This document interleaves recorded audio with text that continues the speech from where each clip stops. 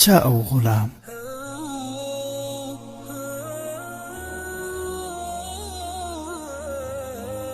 پخوانی زمانه کې یو پاچا یو غلام خرید کولو. نو د خریدارۍ په وخت کې غلام پاچا ته وویل صاحبه که چېرته ما خرید کړې زه به د خپل ځان یو عادت درته ووایم، بیا ستا خوښه ده که مې اخلې او که مې پرېږدې. پاچا ورته وویل ښه وایه. نو غلام ورته وویل چې زه په کال کې 3 ځله درواغ وایم. پاچا ورته وویل بس همدغه عادت لرې؟ غلام ورته وویل هو. پاچا ورته وویل بس ښه ده راځه دا مې در سره خوښ دی. په کال کې 3 ځله درواغ ویل دومره څه نه دی. خپل کور ته یې راوستو. څه وخت وروسته پاچا چېرته په سفر لاړو. نو یوه ورځ د پاچا ښځې د غلام نه پوښتنه وکړه چې په باچا صاحب باندې حال لرې ښه دی او که نه. غلام ورته ویل هو نور ښه دی خو یو مشکل شته. د پاچا ښځې په بېتابۍ سره ورته وویل هله وایه څه مشکل دی؟ غلام ورته وویل پاچا صاحب لکۍ کړې ده. ښځه ډېره خفه شوه. څه وخت وروسته پاچا صاحب له سفر نه واپس شو. کله چې خپلې علاقې ته راورسېد نو غلام مخې ته ورغلی. پاچا صاحب د کور په اړه پوښتنه ترې وکړه چې څه حالات دي. غلام ورته وویل بالکل حالات خراب دي. پاچا ورته وویل ولې؟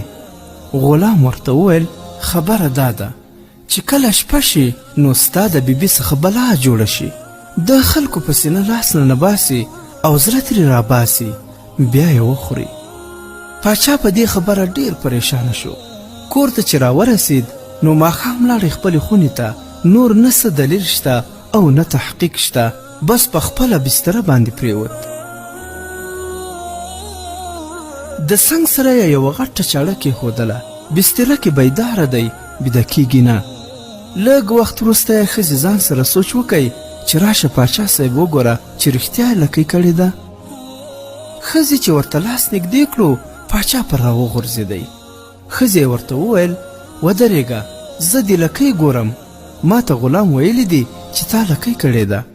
پاچا خو بې عقل و، کوم تحقیق یې نه و کړی، بس ښځه یې په چاړه ووهله او مړه یې کړه. سهار وزیران خبر شول، راغله پاچا ته یې وویل چې صاحبه دا ښځه دې ولې مړه کړه؟ دا خو ډېره نیکه او مسلمانه ښځه وه. پاچا ورته وویل چې دا نیکه وه چې د خلکو نه یې زړونه راښکل او خوړلې. وزیرانو ورته وویل نه داسې خو نه وه، دا خبره چا درته وکړه؟ پاچا ورته وویل خو غلام راته وویل چې کله شپه شي ستا د ښځې نه بلا جوړیږي او د خلکو د سینو نه زړونه راباسي. چې کله یې غلام حاضر کړئ پاچا ورته وویل چې ښه تا ما ته دروغ ولې وویل؟ غلام ورته وویل چې پاچا صاحب غصه مه کوه، ما تا ته د خریدارۍ په وخت کې نه وویل چې زه په کال کې 3 ځله درواغ وایم، اوس خو مې 2 ویلي دي او یو لا پاتې دی. پاچا امر وکړ دا بې غیرته ژر وباسئ او د دربار نه یې وشړئ چې په 3یم درواغ ویلو باندې به ټوله پاچاهي را خرابه کړي.